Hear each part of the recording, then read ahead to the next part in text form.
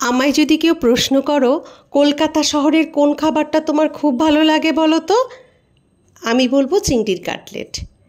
আমার উনি মানে তোমাদের দাদা বিভিন্ন জায়গায় আমাকে কাটলেট টেস্ট করিয়েছে, আর সেই সব স্বাদ গ্রহণ করে নিজের মনের মাধুরী মিশিয়ে আমি বানাই চিংড়ির কাটলেট।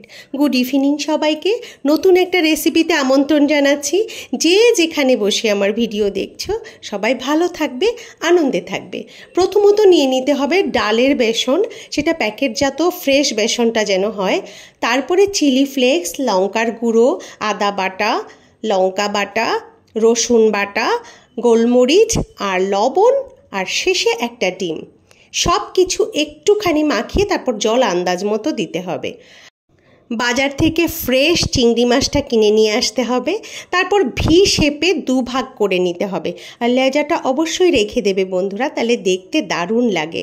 তারপর যে ব্যাটারটা বানিয়েছি ওখানে ডুবিয়ে ডুবিয়ে, যদি বিস্কিটের গুঁড়ো থাকে ভালো, আমার কাছে ব্রেড ক্রাম্বস ছিল, আমি সেখানে ভালো করে এই চিংড়ি মাছের কাটলেটগুলোকে সাজিয়ে গুজিয়ে নিচ্ছি যেন খাওয়ার সময় মুড়মুড় করে আওয়াজ হয়। তো এক এক করে একটা প্লেটে তুলে নিলাম। আমার 7খানা কাটলেট হয়েছে। এরপরে বসিয়ে দেব একটা কড়াই। আমার ভিডিওগুলো যদি ভালো লাগে তাহলে অবশ্যই লাইক কমেন্ট শেয়ার করে দিও বন্ধুরা। এই দেখো দিয়ে দিলাম তেল। তেল দেওয়ার পরে তেলটা যেই গরম হলো এক এক করে কাটলেটগুলো ছেড়ে দিচ্ছি। খুব সুখী কিন্তু খুব ধীরে সুস্থে করতে হয় এই চিংড়ির কাটলেট।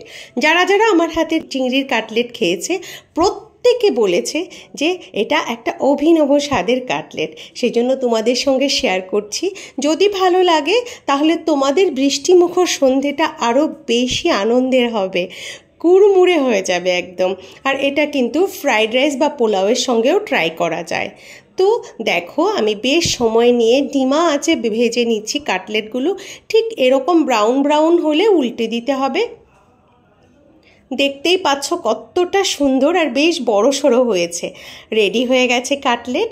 একটা ছোট্ট প্লেটের মধ্যে টিস্যু বিছিয়ে নিয়ে আমি কাটলেটগুলোকে তুলে তুলে দিচ্ছি। তারপর এই যে বৃষ্টি পড়ছে রিমঝিম রিমঝিম, আর আমাদের মুখের শব্দ হচ্ছে কুড়মুড় কুড়মুড়। ভিডিওটা লম্বা করছি না, এখন তো খাওয়ার পালা। চলো খেতে চলে যাই, আর তোমরাও ট্রাই করে আমাকে জানিও কেমন লাগলো তোমাদের।